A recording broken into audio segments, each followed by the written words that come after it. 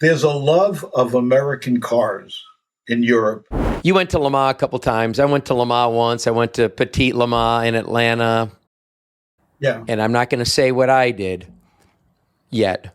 But when you're at one of those races, 24-hour race, your car comes around, every 4.5 minutes or whatever, right, to the turn where you are. How long can you watch that? You want me to be honest? And said I own car number 47 of the first 50 that were hand-built. Piero had a 60-foot cruiser, beautiful, beautiful boat that he built in Italy.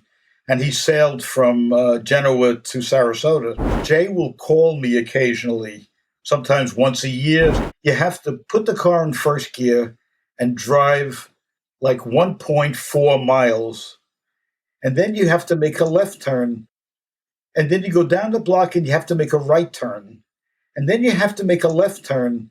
And then the engine light will go out. And I bought the ISO Grifo and kept that for 40 years. Zora Duntov sent me an LT1 350, 370 for the car. Joe Oldham, who was caught one time too many doing burnouts. We had an incident with American Motors. It's kind of an urban legend that the Hemis were that good. I enjoyed the 446-pack cars much more. He threw Duntov off the proving grounds many times, but I did drive a DeLorean at the GM proving grounds. And it was an absolute turd. I come up against a 409 guy with his girlfriend in the car, and I just absolutely destroyed him. The cars didn't stop. They weren't comfortable. Stuff rattled and shook around and smelled. The truth always matters. Jeff Stearns, connected through cars. If they're bigwigs, we'll have them on the show. And yes, we'll talk about cars and everything else. Here he is now, Jeff Stearns. Welcome to Jeff Stearns, Connected Through Cars. I'm here with, oh my gosh, you're not going to believe it. I'm here with Marty Shore, the author of many books and many things, including Day One. I just couldn't believe that I can get together with him. And we're going to give you some ways to get some of his books. We were talking that I have an Amazon affiliate link, so I think I get 5% of a book sale. So I definitely want you to use the link. Marty says that's more than he gets. So I think we may have to split that 5%.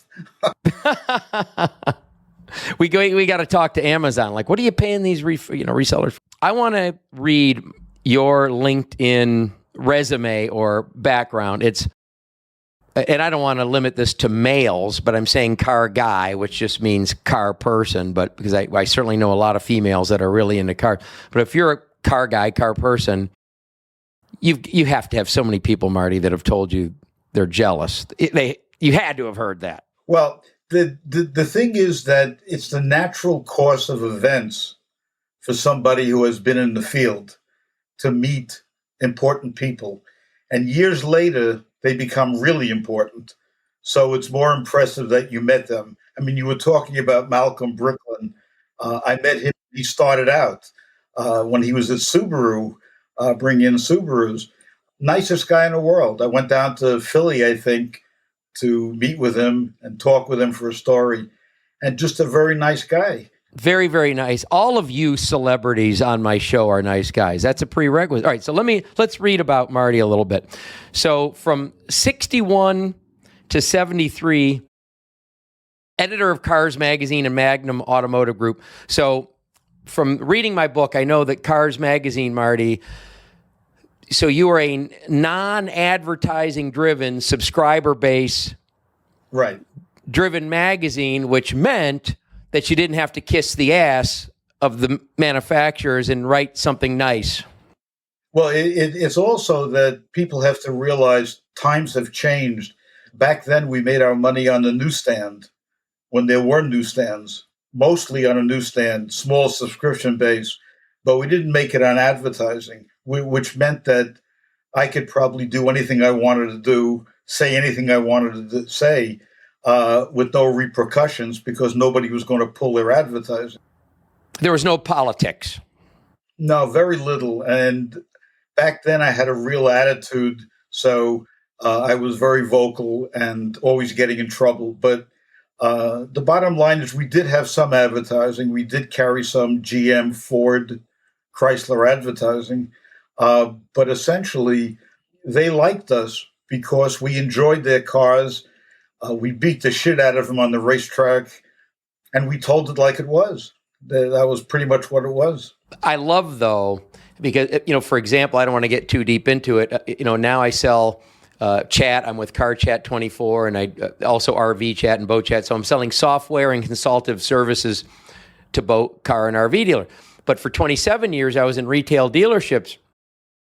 And I could remember the frustration I would have with some of the newspapers because of who was advertising what, So I actually can identify with that. So, and then also Magnum Automotive Group that made, a half a dozen specialty magazines and then just some one-off. Yeah, we did. My group, I was editorial director eventually, then vice president editorial of the company. We ran about 4 regularly scheduled car magazines, lots of annuals, an occasional motorcycle publication. But the company also did, we used to call them girly magazines, very, very soft-core porn magazines like Swank, Harlequin. And we also had a division of paperback books called Lancer Books. It was a pretty small company, and it did go public around 1971. It was all downhill from there. Before it was great before that, but it was a difficult time for car magazines because the government was doing all kinds of emissions and safety stuff, and car makers were getting anxious and crazy, and the gas shortages. So we focused on performance. That was the only thing we did. It was kind of downhill from that point, and I left the company in 73 after about, I started in 1960, actually. So I lasted about 13 years, and from that point on, I never had a job again. That was my last job. Because you never worked a day in your life because you loved what you were doing. Well, the thing is that I started producing magazines for other publishers, and they hired me back at my old company to produce annuals for them and to write stories for them. And I eventually started the first newsstand magazine for Corvette enthusiasts. That was Vette magazine in about 1976. And then High Performance Pontiac magazine a few years later. And I ran each one of them as my own business as a consultant to the publisher. So I pretty much did what I wanted to do for a bunch of years and had a great time. It was wonderful working out of my house and then an outside office, but it was just great. Well, when I look at this, for a whippersnapper like me, when I look at Cars Magazine from 60-ish to 73, really, it was about performance. So really about muscle car racing, whatever. Honest to God, could there have been a better era to be evaluated? For someone like me, it was nirvana. It was just great because I was a car guy doing what I love to do, and I had cars. And unlike so many other editors that didn't, and it was a job for them, it was not a hobby job. You'll get a kick out of this because I think I mentioned it in the book. I had started in the late 50s doing articles for that company for a few of their publications. One day I replaced the editor and got the job. Totally by accident, I walked in the office and they said, "You want a job?" And I said, "Sure, what is it?" And I was the new boss. You'll get a kick out of the fact that the guy I replaced, his name was Larry Shaw. And he had a journalism degree from the Midwest, but he didn't have a driver's license.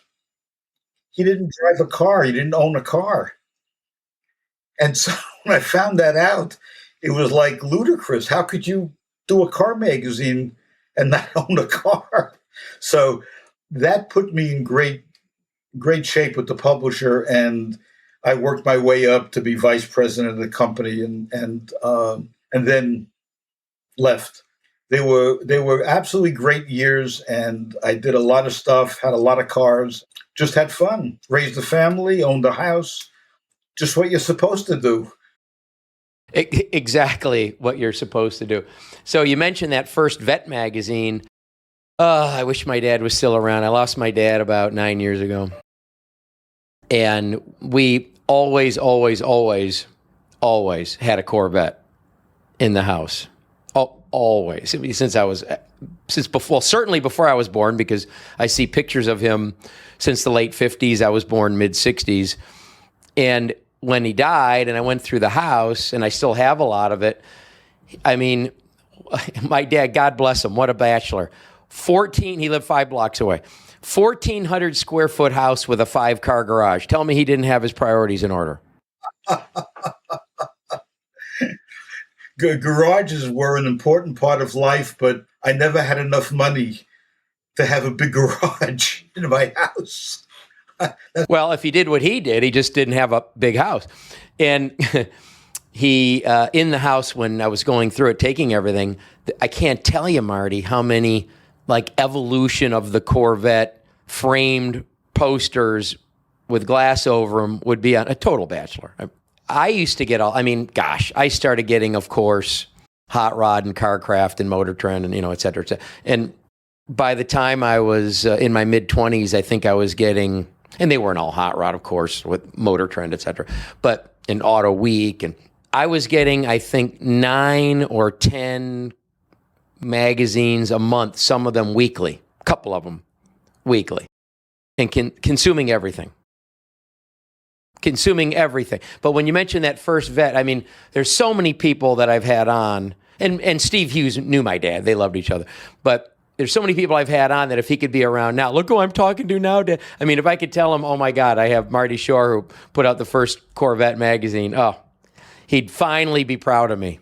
Well, one of the best parts of doing the Vette magazine, which was Vette magazine, was that for about 6 or 7 years, my wife and I traveled in Europe with the Swiss Corvette Club.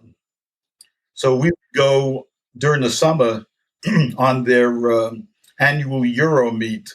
So we would drive with them usually from Zurich to Monza, to Spa, to Holland, to Belgium, Austria, and have about 5 track days with shows and track time, and they bring race cars. And I covered it for Corvette News for Chevrolet.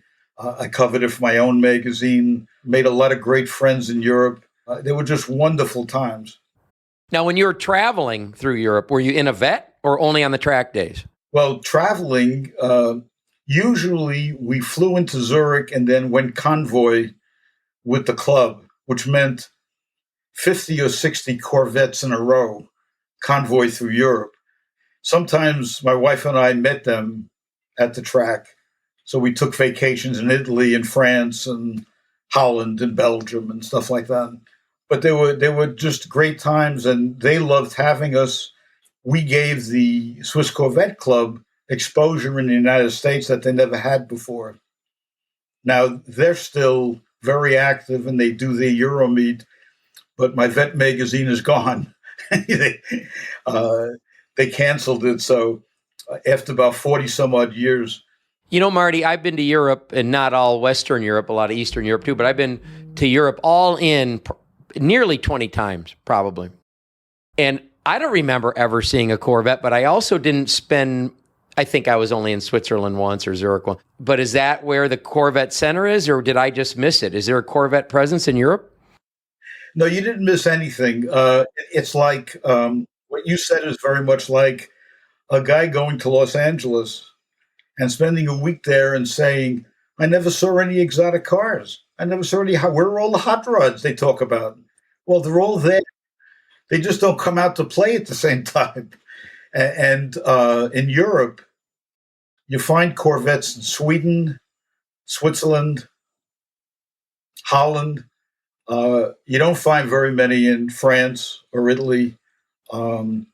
Everything has to do with the history of where the Corvettes were distributed and sold. Switzerland was a center. GM Europe had their offices in Switzerland. So there was always a Corvette presence based on that. Today, you can find them almost anywhere. Barcelona, they're sold everywhere, but the cost is so high that they sell very few cars. Got it. Okay. I was like, wow, all these Corvettes. I mean, people have to really be, what a spectacle, a convoy of that many Corvettes. Oh, unbelievable. Unbelievable. But you know something? It's there's a love of American cars in Europe that people don't realize.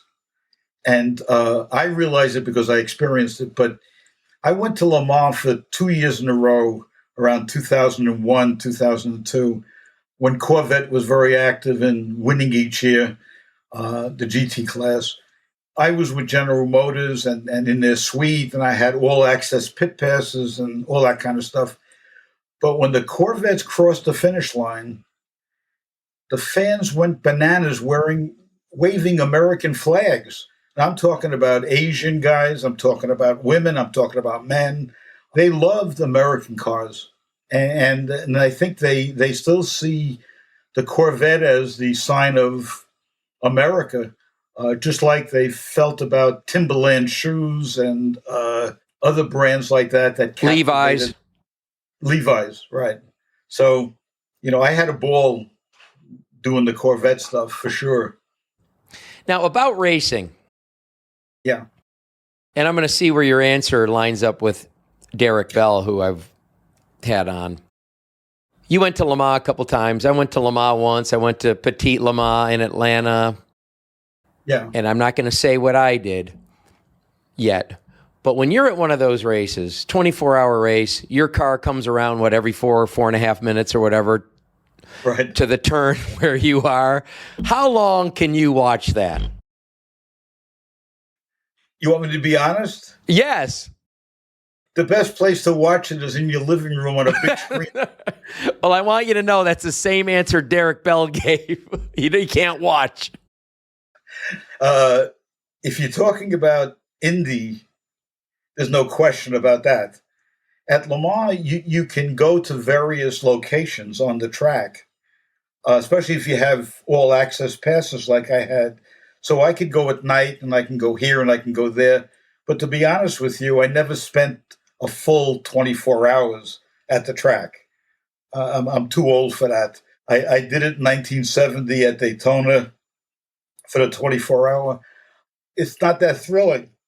No. But if you're at somewhere like Le Mans, which is a life experience thing, just seeing I call it tailgaters, but seeing the Europeans partying in their tents and whatever, and all the carnival stuff going on. And I went with Bentley, so I was with the Bentley dealer at the time. So the hospitality tent and the slot cars going on and the good food, and then being able to walk around and meet some people, great. The second hour or third hour, So, okay, I was just checking. My survey results, everyone I ask is about the same, that it's better to watch on TV. All right, but I want to read who you've worked with. So here's the description. Media relations, marketing communications, consultancy specializing in the enthusiast and high-performance automotive field. Clients have included Buick Motor, GM, Mercedes-Benz, Volvo. All right, I'm sure you had a lot of performance to talk about there. Panos, Zagato, Piero Rivolta, Nicola Bulgari, and Motion LLC. Now, you're down in Sarasota, right? Yes, I am. Sarasota. Okay. I think when I was running the Rolls and Bentley in Tampa, we took cars down to an event at Piero Rivolta's house in Sarasota. He's down there, right? He is. I'm not sure why you would bring cars down to his house. It was a charity event at his house. Okay. Sorry. So we would, Sarasota, it's really hard to find a charity event, as you could imagine. So I think there's only 1.5 per day, if how many happen per year, right? But how we would try to market Rolls, Bentley, Lotus, and the odd exotic, because which magazine or newspaper or electronic ad, digital ad could you run to find this customer? All you could do is go to try to bump into people. So we used to do Sarasota Wine Fest, or matter of fact, I talked to Sandy Lovner today, Associated. Piero Rivolta had some kind of fundraiser at his house. All we wanted to do was set up the cars, stay out in the motor court with them, and hope that we bump into somebody, preferably a little tipsy, that wanted to talk about the cars.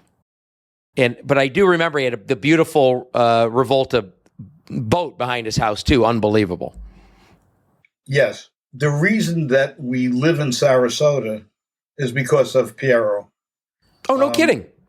Yeah. What happened was I owned an ISO Grifo from new, a 67 Grifo, and I only sold it. I had it for 40 some odd years. I was very well known in the community as an original owner.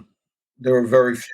And I contacted Piero. I found out Piero lived in Sarasota. So I contacted him and said, I own car number 47 of the first 50 that were hand-built. I'd love to meet you. So he called me up and said, come on down. Here's the schedule. We're going out to dinner on Friday night. On Saturday, we're sailing and plan on spending the night out in the boat. And that was how we met them. And then for 2 years, we stayed at their home on Bird Key while we looked for a place and finally got a place. But he eventually hired me to launch his new car. That never happened, but I launched it. We did it in Italy. And at that time, Piero had a 60-foot cruiser, beautiful, beautiful boat that he built in Italy. And he sailed from Genoa to Sarasota. Oh, my goodness. 75-foot mainsail, just a beautiful boat. Went out many times sailing and eating on the boat, and it was just a wonderful time. Sounds terrible, Marty. Sounds terrible. And if I'm correct, the boat is a Rivolta, right? That boat had nothing to do with Rivolta and marine or anything. That was a boat that he had kind of designed in Italy and had built for him. Years later, I launched his boat company that he did. And at that time, they built I think it was a 90-footer with 100 and some odd foot mainsail cutter design. That boat's in Italy now, I believe, and it's chartered out. It's too big a boat for him to run by himself. So he loves boats more than he loves cars. He's a superb captain and just a great sailor. And we became great friends in the family. And his daughter, Mirella, married Andrea Zagato. So his daughter and Andrea own Zagato. And I see that's one of your clients. Any connection to that? Well, that was a client for about a year or so when Piero eventually bought Zagato and essentially gave it to his daughter and Andrea.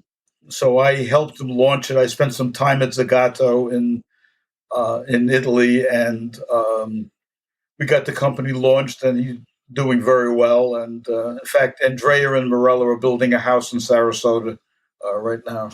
Fabulous. Now, amazing. And then we have to promote this. I don't know if traffic helps you, but you have for 12 years now, CarGuyChronicles.com. Yeah, it's not monetized, and I don't make any money. It's a hobby. It keeps me busy, and I do a blog, which caters to enthusiasts. I'm not looking to promote it necessarily because there's no advertising and no money involved. So it's out there, and people watch it and view it, and et cetera. Okay, so that's surprising to me because I've looked at that a couple of times and I see you've got these little ads. You got Prestige, you got wildaboutcars.com, Corvette Report. Are you just helping friends putting their link on there? Okay. Yes. Charge them a fin a month each. I could show you right now how to make $50 a month. I've kind of stayed away from having all the Google ads come up and everything else, which I could make a few bucks, but I'm really not interested. It's more trouble than it's worth for me. Got it. All you need is a marketing VP. We can talk about it later. All right. So I've got my notes here. I have not made that many notes. There's so much to you. So let's look at what I have here. So in the day, I want to talk about, backing up, you made a Facebook post about Jay Leno called you because he was reading the Day One book. It's Jay and I are friendly. Jay has a lot of friends in the automotive hobby. Certainly. Yes. And he's such a good guy that there's no way that anyone could feel like they're not his friend once they meet him. Right. And what happens is Jay will call me occasionally, sometimes once a year, sometimes twice a year, sometimes at night, whenever he decides to call me. A few years ago, probably more than a few years ago, I'm lying in bed watching TV, about to fall asleep, and the phone rings. I was in New York City. We have an apartment in Manhattan. I was about to fall asleep and the phone rings. And I answered the phone. He says, "Yo, Marty." And I said, "Who's this?" He says, "Jay." I said, "Jay who?" He thought I was kidding. And so sometimes his voice is not recognizable on the phone. Most of the time it is. Anyway, he called me on a Saturday afternoon out of the blue. And I said, "What's happening? Well, how come you're calling?" "Well, I'm reading your book, Day One, and it is absolutely fantastic." So I said, "It took you long enough. It came out 2 years ago." And he said, "Well, I'm reading it, and I love it. And what can I do for you to help you promote the book?" So I said, "Jay, I don't try not to take advantage of friends. What do you have in mind?" He says, "Well, I want to write you some nice words that you can use to promote the book." And I was totally blindsided. I did not expect anything. And so he sent me an email, which I looked at later on. And he went for my book to start talking about Ford GTs immediately. And the next 15 minutes, at least, we were talking about Ford GTs and laughing. And he told me about a situation that after I heard what it was, I said, "You should definitely add this to your repertoire, even though people may not understand what the hell a Ford GT is. They will be hysterical." And what he said was, I took my GT into California Motor Vehicle to get it emission tested, and the damn check engine light came on. So I didn't know what the hell to do, and they wouldn't approve the car. It failed the emissions test. So I go back to my mechanic, and he makes some adjustments, and I go back to Motor Vehicle, and I fail again. I said, "I don't know what the hell to do." So I called up these guys called the GT guys, and they make a number of products for Ford GTs, and they work on people's cars, and they build cars. They're great guys. And they told me what to do. So I said, "Jay, did you disconnect your battery without keeping the car on current?" He said, "Yeah." "How'd you know that?" I says, "Well, if you do that, it throws everything out of sync. The car has to be kept on 12 volts. Ford GTs are susceptible to problems like that." So the solution, and you have to listen to it from him, not from me, was this litany of garbage that you have to do that nobody's going to believe. They're not going to believe it. You have to put the car in first gear and drive like 1.4 miles. And then you have to make a left turn. And then you go down the block and you have to make a right turn. And then you have to make a left turn. And then the engine light will go out. And he says, "You're not going to believe this. I did exactly what they said. And the engine light went out." He says, I don't know what happened. I went back and my car passed emissions. And so That's hilarious. the way he tells it, it's hilarious. The way I tell it, I'm not a Well, we're comedian, just imagining you doing Jay. So we're all imagining Jay telling the story. It was just hysterical. He owns an '05 GT and he owns a new one, and I have an '06, which is like his '05. All right, so you're moving ahead on me because I was going to ask you about that car because I know you have the GT and I know it has the tag also. I'm sorry, AKA GT40. But that confused me a little. I mean, I know you like performance, and I want to back up and talk about performance in a minute. I know you like performance. How I see you, how I idolize you from the Day One book, I don't see that as a muscle car. I really see that more as an American exotic, although it's an iconic, classic design. You're absolutely right, and there's a story, because there's a story for everything I do. I should work with Leno more often. In 1967, before Ford won Le Mans, and after they won the first time in '66, I was offered the opportunity to drive a GT40 for a day. It was a Mark III road car, and it had been in a New York auto show, and it was now at Gotham Ford on First Avenue, the Ford factory store. And my friend was the high-performance salesman there. And he called me up and said, "You want to drive? Let's spend the day having fun with a GT40. We can drive people crazy." Now we're talking about a GT40 in the day. Yes, that was a real GT40, a Mark III road car. They built 7 of them. What I didn't realize at the time, because 1967, we didn't talk about collector cars and $1 million values and all that kind of stuff. It was a car. And I knew it was at the New York Auto Show. And I actually photographed the VIN plate for the car and never looked at it. And it was car number 1, the prototype. It had been shipped from Ford Advanced Vehicles in the UK to New York for the auto show. But Henry Ford didn't like the road cars. He didn't like the quality. He didn't like having his name on them.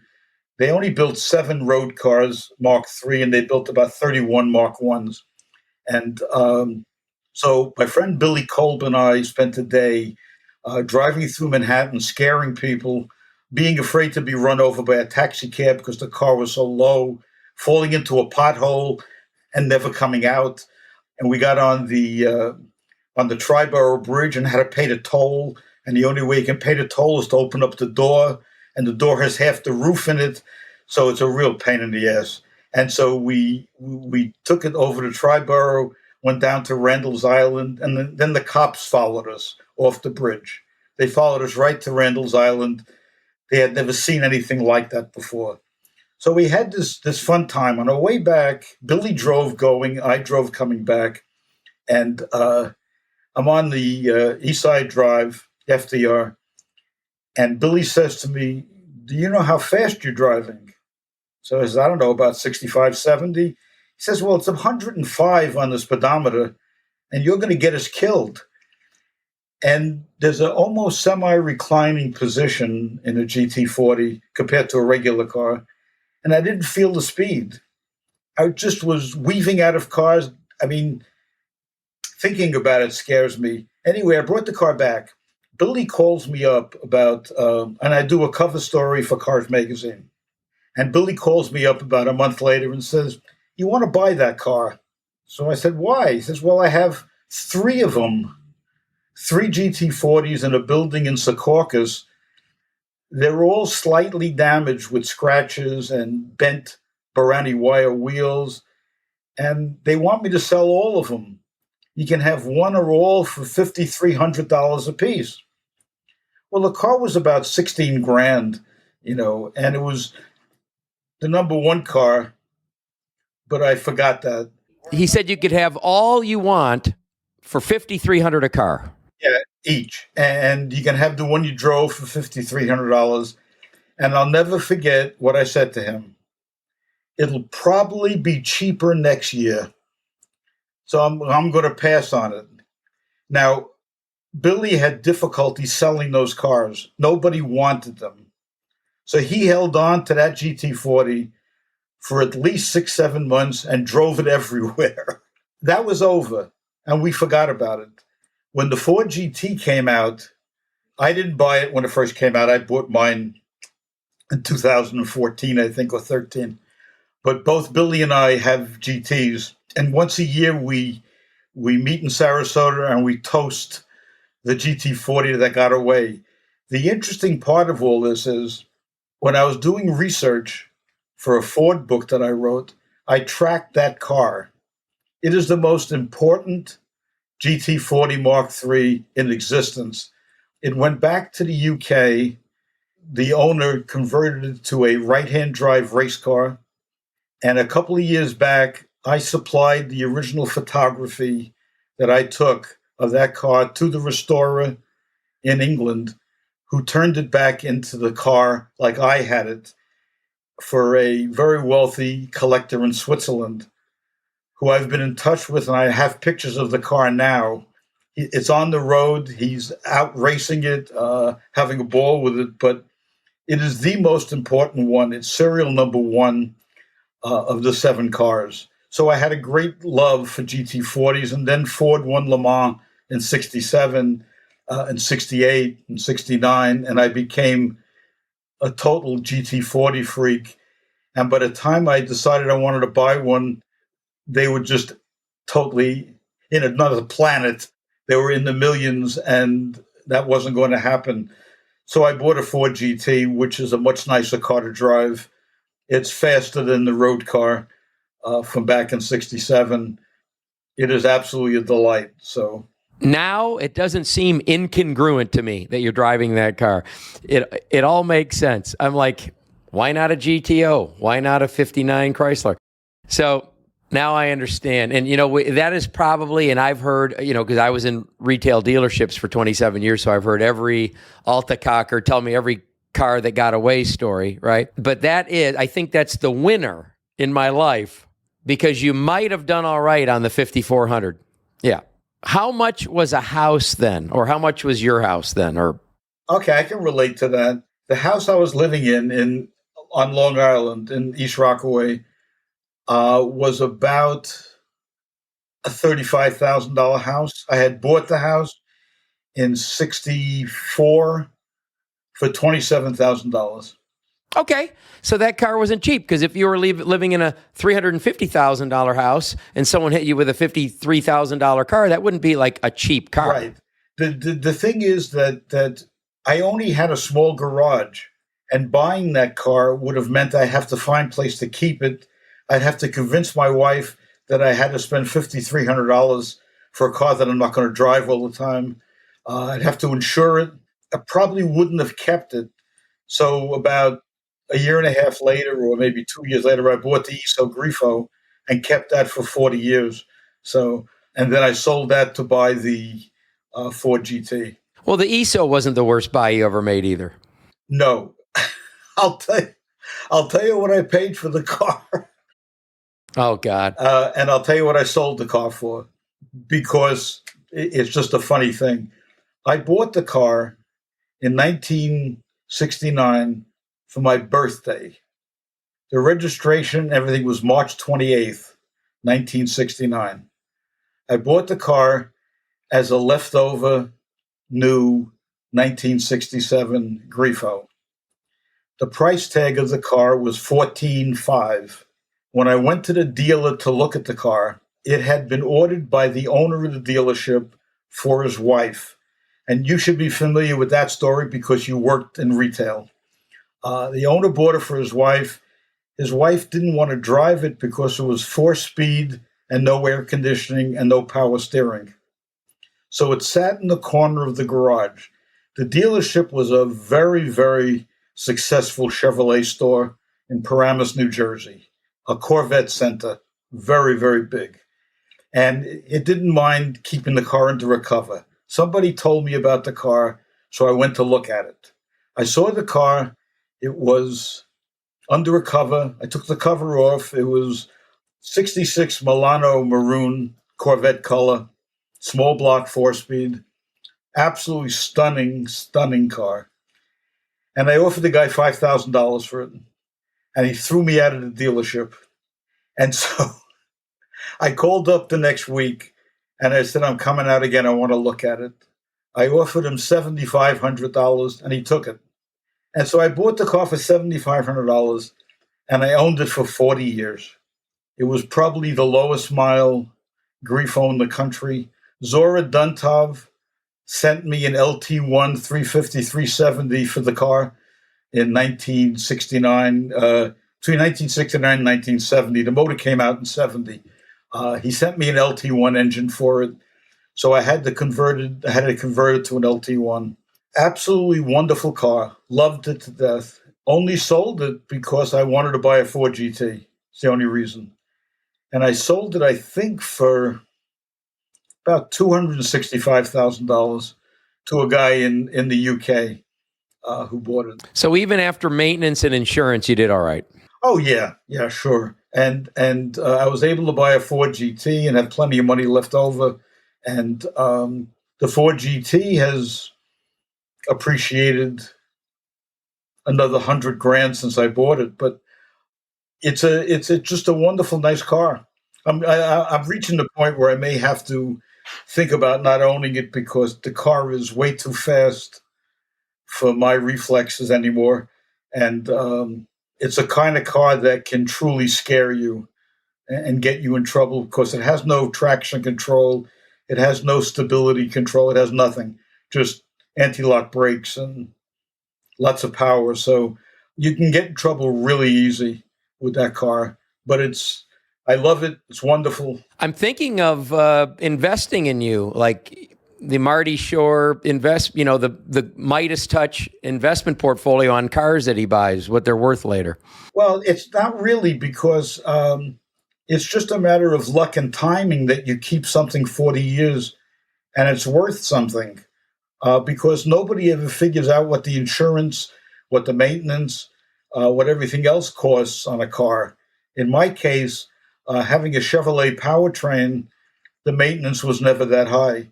So I never spent very much. But I didn't buy it as an investment. And when I went to sell it, I sold it purely because I wanted to buy another car. It wasn't to make money and flip cars. Right. Now, the LT1 motor, I mean, it's got a complete history with Duntov, et cetera. But did that hurt the car or help the car? Or did it not matter that it was a swapped engine? Well, it's an interesting question you ask, because when I did it, nobody cared. And you know that back in the 60s and 70s, nobody cared if you didn't have the original motor.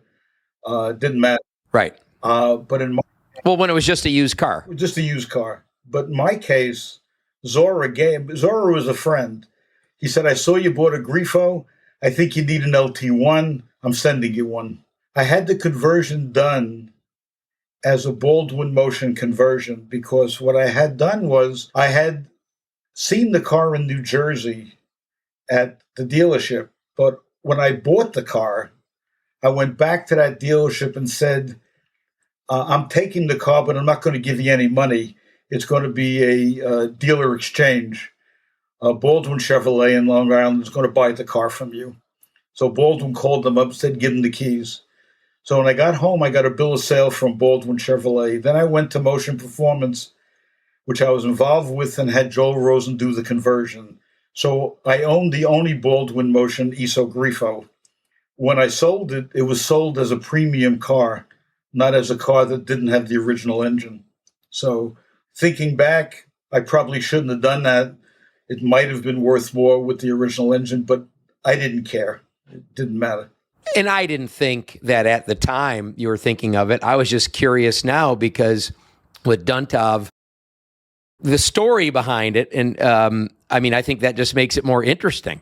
You have to admit, how many people, well, obviously what you paid for it at the time, that was kind of a weird guy car, an ESO Grifo. Yes, very much so. Am I right or wrong? I mean, no insult. Well, I'll tell you a funny story. Okay. When I bought the car, nobody knew what it was. And everywhere I went with the car, people said, what is that? I never heard of that. Now, you got to understand, between 1965 and 1974, they built 412. So they only built 412. So For USA or for the world? for the world. For the world. Okay. And Nothing production. people weren't familiar with the car. So what I did was I bought a license plate holder from Ron Ferrari out in Northwest. And it's red Ferrari lettering on the license plate. I had that license plate holder for years and years and years on the car. And I'd let people think it was a Ferrari, and I didn't care. Well, one time we had Piero Rivolta and his wife Lele as dinner guests in our house in New Jersey. They came to dinner because they were in New York City on a trip. He said, "Let me see your Grifo." I said, "After dinner, we'll take a look in the garage." He looked at the car and saw the license plate holder saying Ferrari. I thought he was going to kill me. He took it seriously. And so I said, "Don't worry, I'll change it." And I changed it. So I heard that you got thrown out or banned by a couple manufacturers because of what was going on with some of their cars. Well, no, it's not me. And it really wasn't the publication. It was Joe Oldham, who was caught one time too many doing burnouts at General Motors Proving Ground. The guy who ran the Proving Ground was like a state trooper. And he banned Joe from the Proving Grounds, threw him out. And then we had an incident with American Motors because the car he was testing kind of fell apart. And so this is what, if I recall in the book, the rear axle or something? Yeah. And so I published all the information, and suddenly we were on a shit list for doing that. But we told it like it was. If the car broke, the car broke. The AMC guy who banned you kind of didn't matter because if I recall in your book, they were out of business within a couple of years of that anyway. Well, he banned us, but he forgot about the ban pretty quickly. And actually, we became friendly. And I did a project with them when the Javelin came out. I did a Javelin project car that I had for a couple of years, and it happened to be a really good car after I did the work on it. But so we had a lot of friends at AMC at that point. You know, their cars were definitely cheaper feeling than General Motors cars or Chrysler cars or Ford cars.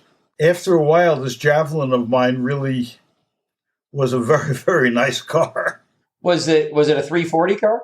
A 390. 390, okay.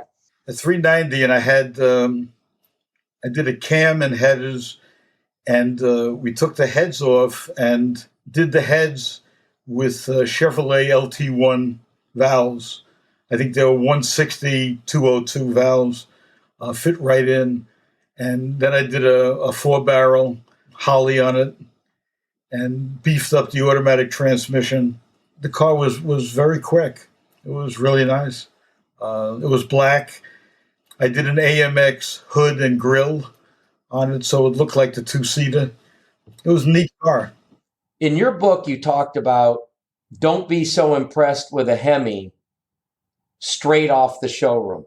It's kind of an urban legend that the Hemis were that good, the street Hemis I'm talking about, because unless you increase the breathing with headers, tuning, and some induction changes, the Hemi wasn't that fast. The cars that were quicker off the showroom floor were usually Chevrolets. A good Chevrolet big block was pretty damn quick off the floor without headers. Most of the Hemis were running headers and modifications on the street. So the Hemis were fast, and they were running fast at the track. But stock Hemis were not running that fast.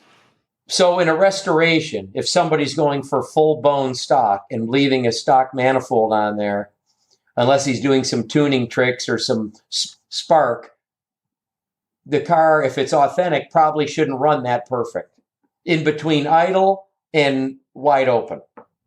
Well, the thing is, if someone's restoring a Hemi, it depends what he's looking for. If he's looking to get the car to be a matching number showroom stock car because of value, then he restores it the way he bought the car, with factory manifolds and intake and stuff like that. If he's restoring it to be like it was when he drove it, then putting headers on the car would be a normal thing. But as far as value is concerned, my guess is that a totally stock matching number Hemi car is worth more than a modified one. Probably. But nowadays, I mean, if you do a period correct modification, if that's what was going on then, it could be acceptable. But you said that the 440 six-pack cars were doing better out of the showroom for Chrysler. I enjoyed the 440 six-pack cars much more. Much more. They were nicer cars. The burnout guy, going back to the guy that was like a state trooper, who was your staffer that was doing this that you said you're still friends with? Joe Oldham, Dham. He was a freelancer working for me, and we were close friends. And he was an excellent writer, excellent journalist, and he passed away about 2 years ago. But he spent most of his career as the editor-in-chief of Popular Mechanics magazine. He retired from that position a number of years ago. But everywhere Joe went, he did a burnout. That was his signature. And it didn't matter where he was, but the proving grounds proved not to be the place to do it. Well, if I recall, you said that the guy who was having a conniption over it said, look at my concrete, or look at my surface, something like that. Yeah. Look at my asphalt. You damaged my asphalt. There's a lot of blacktop, and whenever they had their annual media days in the summer, the proving grounds was brought up to snuff, and it was really nice. So everything was fresh. And Joe would get out there and do these horrendous burnouts with leaving rubber everywhere. So, and lots of smoke. And the guy who ran the proving, it's an interesting chain of command. The guy that manages the proving ground, he runs the place. You don't talk back to him. It doesn't matter who you are. And he threw Duntov off the proving grounds many times because Duntov didn't like regulations and wanted to drive as fast as he could. And so he got talked to, because this guy, regardless of who the other person was, he ran the place. It was his proving ground. That was his domain. That's for sure. So now I'm thinking back to these muscle cars, and you mentioned Duntov. Did you meet John Delorean? Oh, sure. I probably met him when he was at both Pontiac and Chevrolet. He was a really good engineer, a good marketing guy, but he had his own way of doing business, his own way of dressing, his own lifestyle. It didn't match that of General Motors. And he eventually didn't last and left the company. But he was a great guy to interview, a great guy to talk to, because he really loved performance and wanted the division to make money selling performance cars. And you must have lived not too far from Royal Pontiac, right? Yeah. And my dad's lot was in Royal Oak. And his first lot was on Livernois. When did you leave Detroit or Royal Oak? Or 78. Okay, so that was long after Royal Pontiac had its glory days. But he started on Livernois in Detroit in 65. Okay. That was a tough neighborhood, wasn't it? Yes. But my dad's from the neighborhood, and it's funny because when he went to Royal Oak, and he went there after the riots, but he was from the neighborhood. My dad was a real handshake guy, no deposit guy. But if you broke your deal, you just had no credit at like the bookie or the orthodontist or the bar. Your name was mud. But it's interesting because in the race riots in Detroit, so my dad's on Livernois, and of course every building was burned and windows broken and property broken. And my dad had, of course, cars, and he doesn't know for sure anything, but the facts are that he had an apartment over his mechanical garage in the back, that he had two African-American prostitutes that were his tenants up there over the garage. And he doesn't know anything to be factual, but one thing is factual, that everything was burned and broken all the way up to the two borders of each side of his lot. And he didn't have a broken windshield. He didn't have nothing during all of that. That's an interesting story. But then, of course, he went to... My upstairs neighbor is Dennis Archer, the former mayor of Detroit. When he wasn't mayor, but Dennis Archer ran Detroit for a number of years, and he lives above me in my building. That's interesting, yeah. So, oh, God, you lost me. Oh, so the reason I asked you about Delorean, when you were talking about this proving ground cop, the proving ground, Michigan, I was thinking that if you're dealing with Delorean, a factory guy, it would probably be the opposite, because he was really into the modified cars and the street racing in Detroit and that movement and putting the large motor in the Le Mans, et cetera. You're right, except that when Delorean set foot on the proving grounds, he no longer had the power to do much. It worked out that way, and nobody really complained. But Chevrolet and Pontiac often brought modified cars to the press previews. So we loved to go to the previews because there was always something special that Pontiac would send. In fact, all the car makers, except Cadillac, would do that. So we always had modified cars, and we would often try and get off the driving course and just go around the buildings to see what they were building, because that's where all the stuff was going on at the proving grounds. And they were testing all kinds of cars. So you often see race cars sticking out of building doors that were being worked on. But we had a lot of fun those days. Marty, just to sidebar a little, when I did my conversation with Malcolm Bricklin, he talked about that John Delorean had made himself available to be president or some executive of the Bricklin automobile. And he jumped at it. Malcolm jumped at that opportunity. And I'm trying to recollect the story, so I could be missing some facts. But the gist of it is that Delorean wanted $1 million to come on.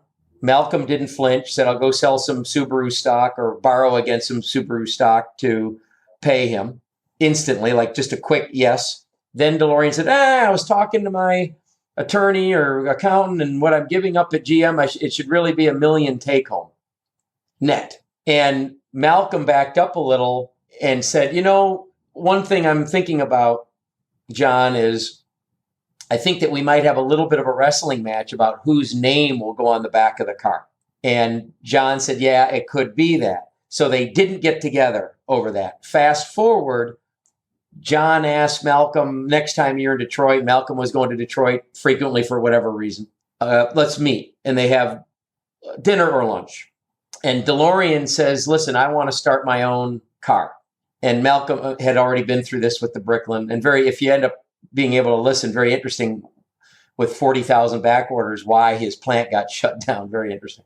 And he said, first of all, I think I need about $35 million to get started. And Malcolm was thinking, I got started with, and again, I'm not sure exactly, 4 or 5 million, some much lower number than that. And he said, okay, I know that if you go to Ireland, they want manufacturing or business there. I want to visit my plant. I want to be involved with my car, and I didn't want to get killed. So I didn't go to Ireland, but if you need 35 million, I'm sure Ireland will give it to you. He says, number two, he goes, my Bricklin car wouldn't have been anything without the gull wing doors. That was the only thing that everyone went crazy about. So make sure you get gull wing doors. And then he finally said something about don't use paint. And I can't remember the reason. It'll be when I'm done editing, we'll have the podcast up. But that reminds me of like a Forrest Gump moment, like where he was kind of in the middle of everything in history, where that lunch or dinner with Delorean is really what had a lot to do with how the DeLorean car came out and where he went to do it. Well, I never drove a Bricklin, so I don't know how it drives. But I did drive a DeLorean at the GM Proving Grounds, and it was an absolute turd. It couldn't get out of its own way. It just was awful.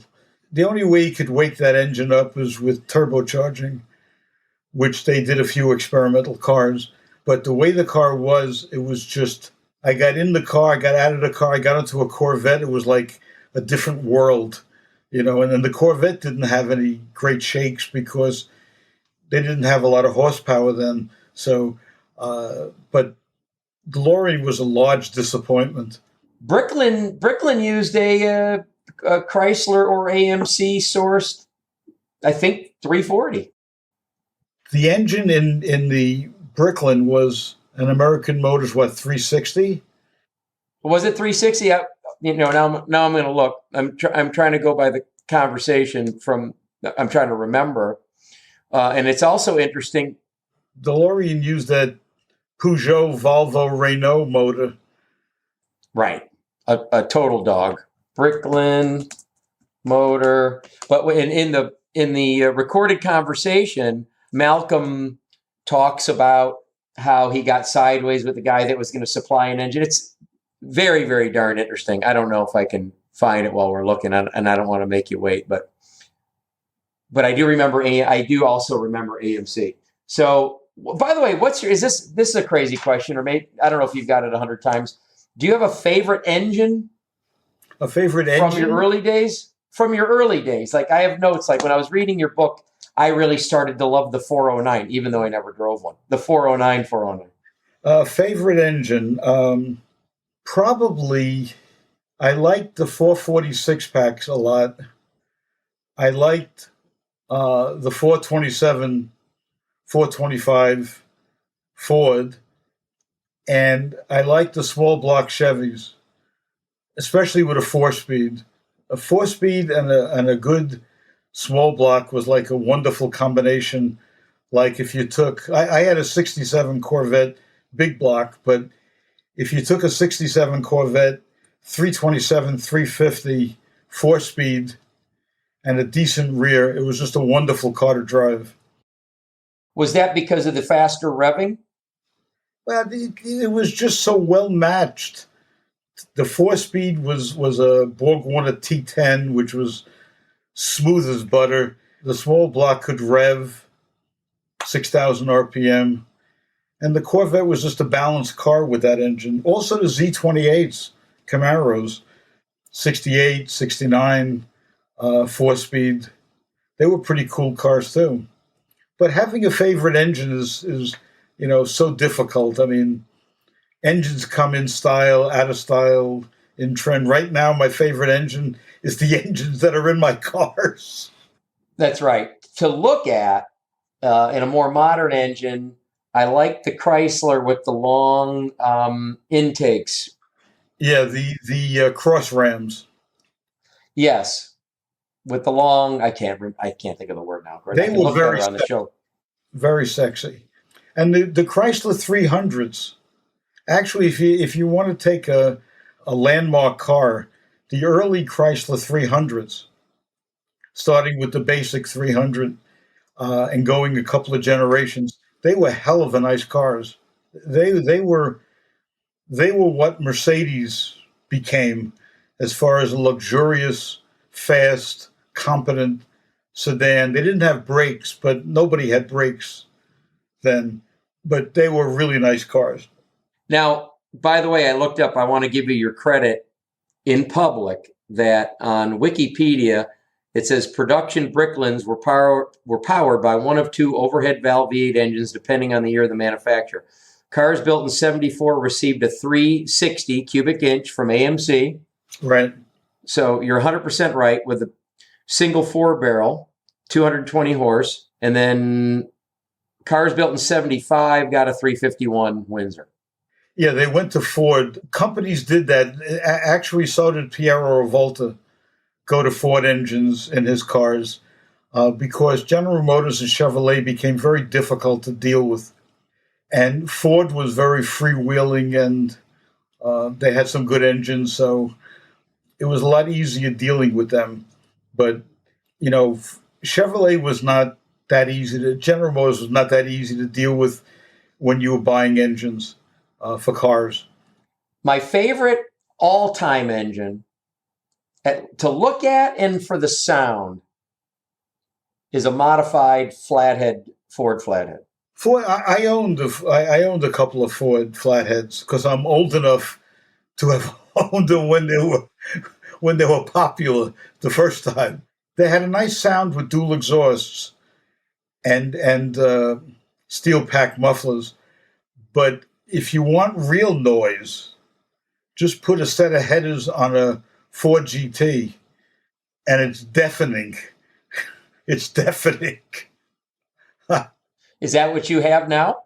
But I have a regular stock exhaust system, so mine is not that loud. But it's not loud at all, really. The sound of an engine is really important. You can do so much just with mufflers and exhaust system and converters and whatever. You can almost get the sound you want. But race cars, of course, have the ultimate sound. They have the market cornered on sound. And you're right. I mean, all manufacturers, or at least I should say not all manufacturers, performance car manufacturers or joy of driving manufacturers all have departments for the sound tuning of the car. Well, actually, I have two daily drivers, and one is my C6 Corvette convertible, and the other is an XKR convertible. And the XKR has the exhaust system where I pull the fuse out of the fuse box so I could bypass the converters on startup. And then if I go over 3,000 or 4,000 RPM, it gets a little bit louder. Otherwise, it's quiet. And you just pull the fuse out and take it out of the box. So it's like the modern day version of the lake pipes with the wing nuts. Yeah. So my son, who's 18, he's such an old soul. And of course, I've had nothing but old cars since before he was born. And he just loves it. And he loved his grandfather, my dad, who always had the cars and the Corvettes. But the marina about 2 miles from us called me when he was 13 or 14 asking if I was okay if they hired him as a dock boy. Oh. And I said, because he'd ride his bike up there and Hakachainik with him. So I asked him, I'd love him to have a job. And if he wants to work there, that's the marina that my dad used to keep his boat. And I wanted to be a dock boy there, and I never got the job. So it's like I could finally somebody to bring people in and meet, all the daughters are in bikinis and you're the cool guy doing the ropes from 5 feet away. Okay. Huh. I said, that's a really nice compliment that you're calling me to ask. I mean, did he apply for the job? They said, yeah, he came in and applied for the job. And we told him that he's below our legal age limit or rules of the marina age limit to hire him. And he was sitting in the office, and one of the mechanics comes in, about a 75-year-old guy. And he says, your son ended up sitting in there just to visit and hang out, and starts talking about what year flatheads are and what year Fords and Mercuries with the old mechanic. My son's 13, 14 years old. That's great.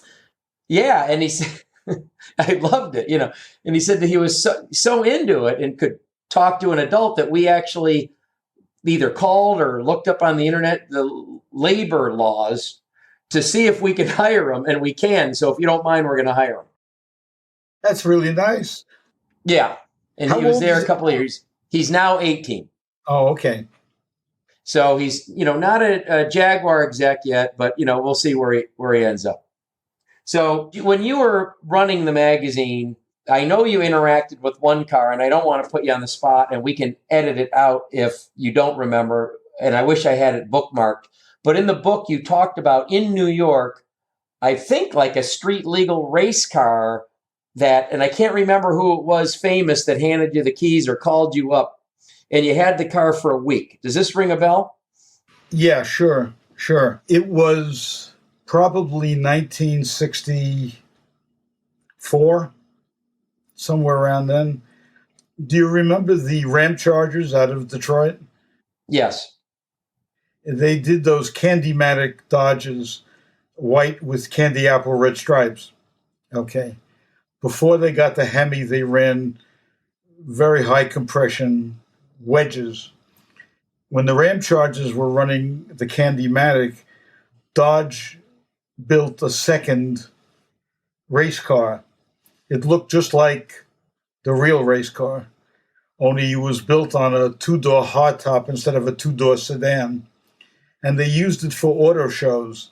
Since it had the race motor in it, it was an absolute bitch to keep running. You between the gas and trying to start it, it was just awful. I got a call asking if I wanted to borrow it. So I went to the Chrysler dealership on West End Avenue in Manhattan to pick the car up. They couldn't start it. They had to get cans of ether to squirt into the carburetor. So they got it started, and I got the car home. And then I eventually got used to driving it with the automatic transmission. But one day I took it out street racing on Cross Bay Boulevard, which is a big street racing hangout in Queens. I come up against a 409 guy with his girlfriend in the car, and I just absolutely destroyed him. And he caught up to me and asked me to pull over. So I pulled over, and he came out of the car with his girlfriend with a copy of my magazine, either the story on the race car or the ad that Dodge was running, and asked me if I would sign it. He thought I was Jim Thornton, the driver, because that was the name on the door. So I signed Jim Thornton. That's an autograph. and the kid went on his way. But years later, I told Thornton that. He laughed and thought it was really funny. But everywhere I parked that car, it just attracted a crowd like a magnet. It had about a 125-pound battery in the trunk over the right rear wheel. It had all kind of ballast sitting in the trunk. And it was absolutely ferocious, just ferocious. I never understood why I never got arrested and put in jail. That thing was like just, I was very lucky with it. Now, if I recall in the book, you couldn't get the car running, and then somebody knew what they were doing and got it going right. Right. Kind of like Jay Leno's guy, put it in first, turn right and turn left. I was never a hands-on mechanic, so it was always other people who, when I went to the track, it was other people who changed tires and did tuning stuff, not me. I was the one photographing and writing and driving. So just some of us had the talent, some of us don't. Well, yeah, I don't need. That's why I'm a sales guy, right? I couldn't do anything besides talk somebody into something. So when you're telling these stories, for the listeners' enjoyment, I wish I said it at the beginning, but when you're telling these stories of these cars, and it sounds interesting that a guy that could be around these cars and a guy that's kind of well known and is telling the story. So of course we're interested because we're car people. What I really want you to think about is the rest of your senses. I want you to think about that exhaust smell that all of these cars seem to have, and your clothes would smell like it half the time, and that little bit of oil on the manifolds sometimes smell, and that noise. And when you mentioned 4-speed, those gears whining, when you're shifting, when you hear it winding up, all of this visceral experience. Like when you tell the story, it's like a little bit watered down. You got to think about almost the violence going on.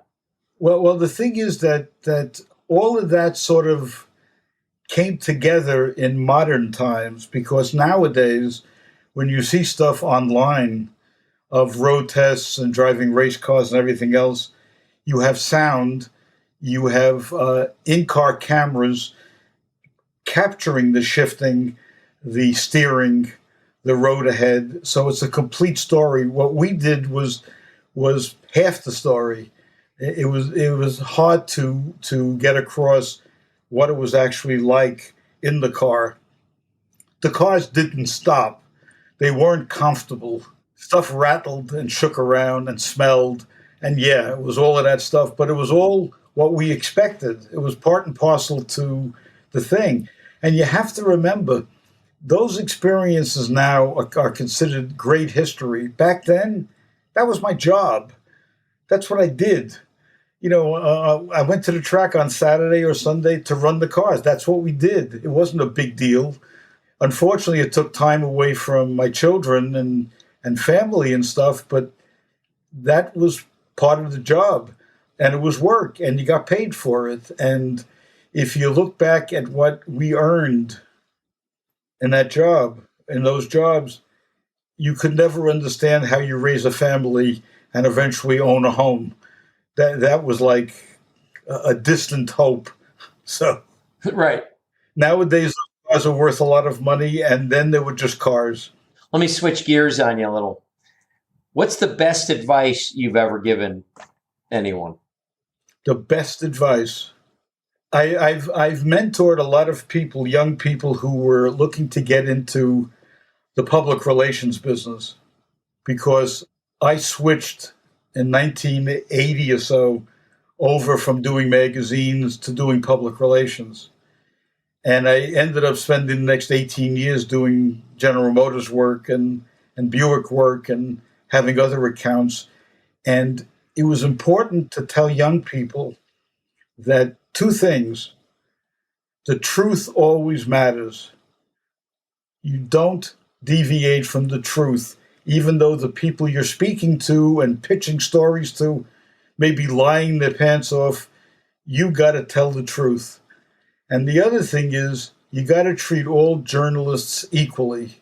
It doesn't matter if it's a high circulation magazine or a low circulation magazine. Each one of them is important in what they do, and you treat them equally nice and equally well. And I have to tell you, because I don't brag about myself very often, I still get notes and letters and stuff on Facebook from journalists who were little guys when I started in PR, thanking me for how nice I treated them and did everything I had to do for them to get started in the business. So that's what I feel most proud of, that kind of advice. Well, that's where the juice is, when somebody contacts you from the past and said that something you did or something you said or the way you treated me impacted my life. Yeah. And I continue to do that with young people who want to start careers in public relations or as journalists. Nowadays, it's very difficult with journalists because there's no money out there, and all these online magazines pay nickels and dimes, and it's a hell of a way to break into a business. So it's kind of difficult.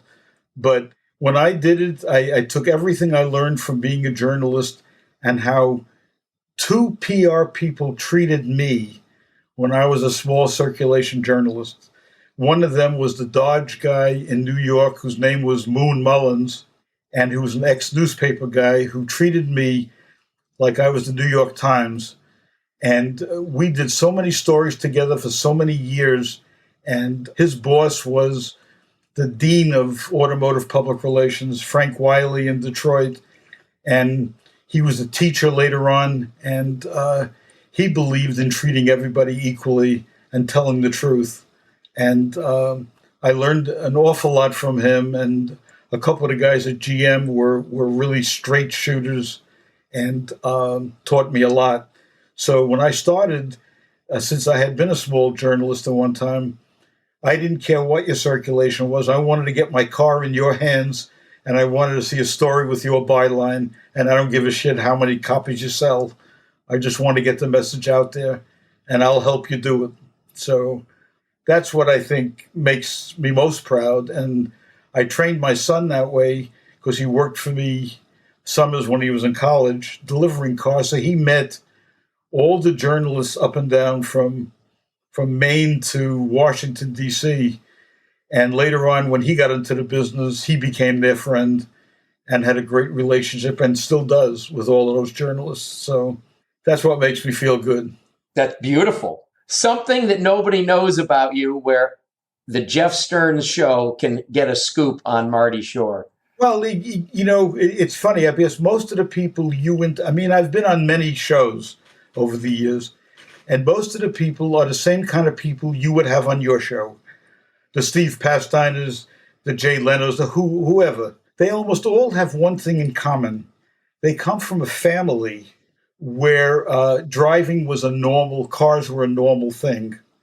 So they either had an older brother or a father who got them into cars one way or another, or they had experience riding in cars with their father or their older brother. Me, my father never had a driver's license. We lived in New York. I was raised in New York City, and the only time we had a car is when I turned 18 and got a driver's license and bought a car. Other than that, father never had a car, knew nothing about cars, could care less about cars. And I developed a hobby totally on my own, and I've been into it since before I could drive. And like so many people like yourself, used to draw cars and dream about cars. And that's why I said about going places. When I was an editor, my biggest thrill was if I would get a California trip and I would go out to LA, and I anticipated landing at the airport and seeing hot rods and Ferraris and all these cars, and they weren't there. And I go to the hotel and they weren't there either. And I said, where are all these damn hot rods that are supposed to be here? I was so disappointed. So like me asking about Corvettes in Europe, right? I mean, it was like strange. Where are all these cars? I see all these stories. And so I had to learn all this stuff from no background. We came out, my family was, we lived in a one-bedroom apartment in the Bronx. I shared a living room with my brother. My father was a blue-collar worker, never had much beyond the normal life. And then I got into cars and my life changed completely. And I joined the Hot Rod Club, and I went on sports car rallies, and I used to go to Thompson Speedway and Lime Rock and Watkins Glen and sleep in my car because I couldn't afford a hotel room. I mean, all the stuff to learn about it. And I met an awful lot of great people during those years. Most of them are not with us anymore, but great people who made things happen. Fantastic car builders and drivers and car company people like Zora Duntov and you name it. So I feel kind of blessed that I started life with nothing in my pocket and ended up being one happy car guy. You heard it here first, folks. Marty is an automotive orphan. He raised himself automotively. I really, really appreciate it. And I also want to let you know that you're nowhere near as much as of a cranky, cantankerous bastard that Steve Hughes said you were. This has been Jeff Stearns, Connected Through Cars.